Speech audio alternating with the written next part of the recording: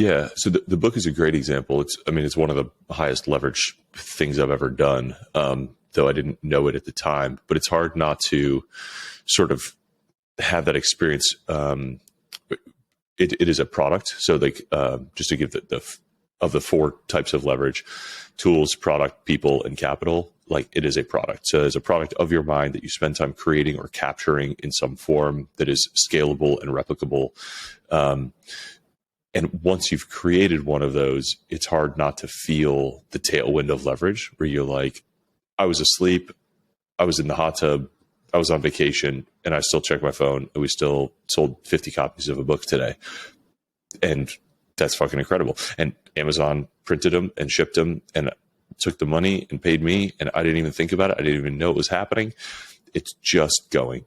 And so that is an incredible feeling. And you're like, whoa, this is, for the first time in my life, I'm not trading time for money. I have already, I have crafted a thing that, and whether it sells 50 copies or 500 or 5,000 makes no difference to the amount of effort I had to put into it. So this is what, Jack Butcher says, like, build once, sell twice. And like, he talks about this all the time. He's got a little course on it. That's excellent. He's living some of these mental models incredibly well. Also, Jack did all the illustrations for the book, which are brilliant. There's another whole world of this, which is, or another whole category, which is around people.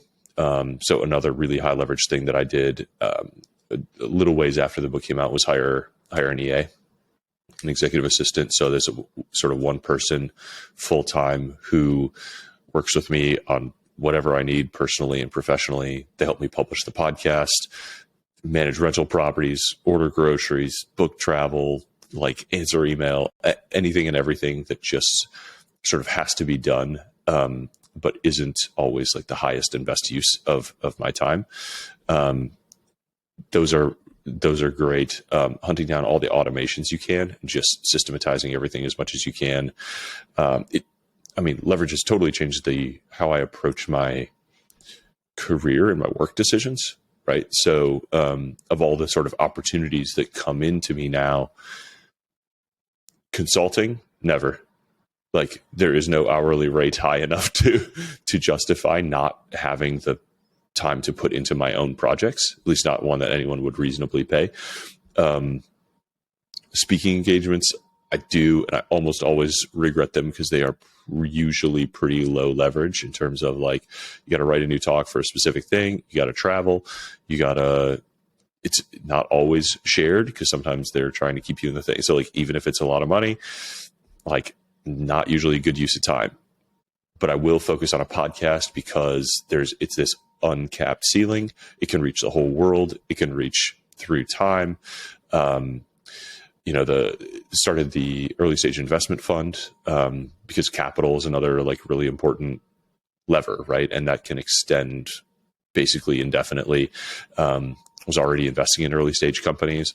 This lets us do that bigger, better, very similar motion, but now, we have a bunch of LPs and investors alongside us.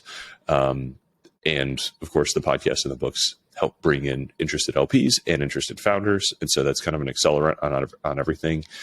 But it's a good ecosystem, and leverage is such a helpful mental model to sort of triage those opportunities and pick the ones that have the longest runway to compound and the most room to grow. And it almost always involves choosing the larger long-term option in favor of the more clear-cut, lower cap near-term option. And I feel really lucky to sort of have the opportunities and the temperament and the context to be able to make those decisions over and over and over again. And I'm confident that, over decades, that's going to really compound into something amazing.